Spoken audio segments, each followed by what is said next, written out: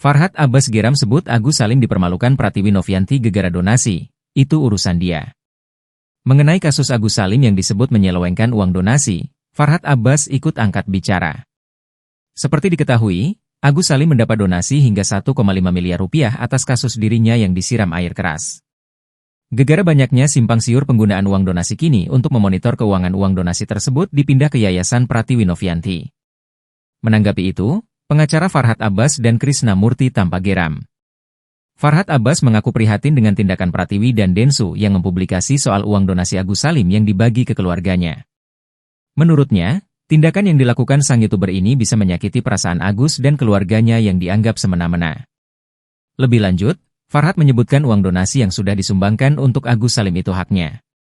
Menurut Farhad, Agus Salim dinilai wajar menyerahkan sebagian uang donasi kepada keluarganya agar bermanfaat.